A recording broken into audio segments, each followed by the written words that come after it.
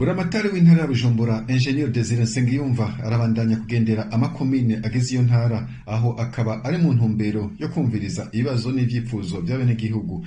Inyuma yo kugendera komine Mugongomanga, iyo ndongozi ikaba yagendeye kuri wa kabiri Ruhuma ikomine ya Kabezi, naho nyene akaba yari yahekejwe n'abarongoye ibisata bitandukanye muri iyo ntara. Mu ijambo ry'ikaze, musitanteri wa komine Kabezi Mupfasoni Esperance Habonimana yamenyesheje ko umutekano wifashe neza muri iyo komine, kiretse ngo ko hamaze iminsi hibonekeza ubusuma bwo mu mazu.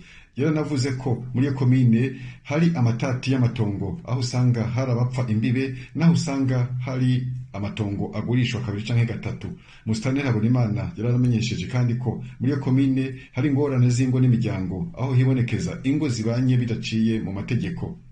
Nyakubahwa Buramatari, ikomine ya Kabezi umutekano wifashe neza, kiretse ibimaze iminsi bihungabanya umutekano bijanye n'ubusuma bwo mu mazu.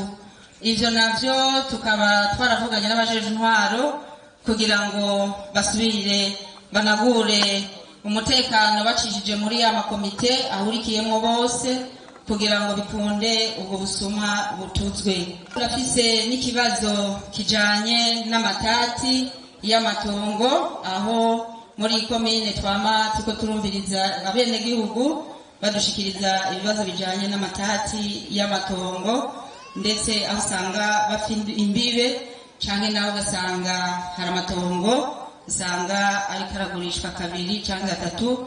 Ivyo navyo bigatera uruhagarara muri iyi komine. Hari n'ikibazo kijanye n'ingo n'imiryango, aho usanga muri iyi komine yacu ingo zibanye bidaciye mu mategeko.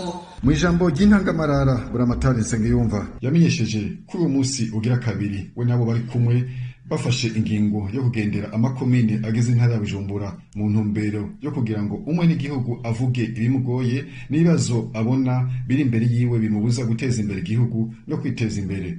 Banyakubahwa mwese muri hano, mwe wese mu cubahiro Imana yamuhaye, uyu munsi ni umunsi mwiza Imana itwongeye kugira ngo tubeho kandi dushishikare gutunganya iby'igihugu n'ibyacu.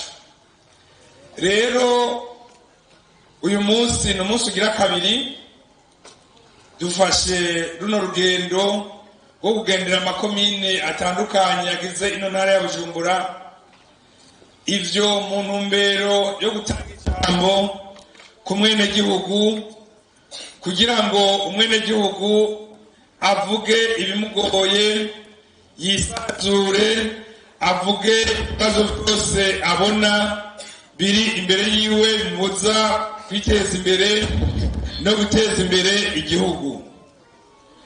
Leta mvyeyi, leta ngozi naco idakora kugira ngo yiyegereze abenegihugu. Ni nayo ntumbero yatumye tuva mu ikomine ya Isare dusanzwe dukoreramo, kugira ngo twegere abenegihugu dusanzwe turongoye, gutyo batubwire ibibabaje n'ibibagoye. Uyu munsi rero si umunsi w'amajambo twebwe ubwacu dufata, ariko ijambo nyamukuru riri muri mwebwe. Twaje turi kumwe n'inzego zose zikorera mu ntara, abahinga ubushikiranganji bwaduhaye bari hano.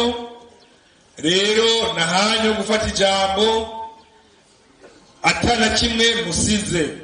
Rero turabahaye ikaze, umwe wese abivuge n'umutima ukeye. Mwirinde kuvugana agashavu, mwirinde kuvuga ibidatumbereye, ari ikibazo cyawe ukivuge neza, hanyuma wongere utumbereze neza, ahanini bimenyekane uwo mufitanye ari nk'amatati amenyekane. Tubamenyesha ko aho mu Kabezi ibibazo nka byose byashikirijwe byari vyerekeye ubutungane ku bijanye ahanini n'imanza zaciwe ntizishijwe mu ngiro, n'izindi ziri mu mugwi w'igihugu ujejwe amatongo n'ayandi matungo CNTB.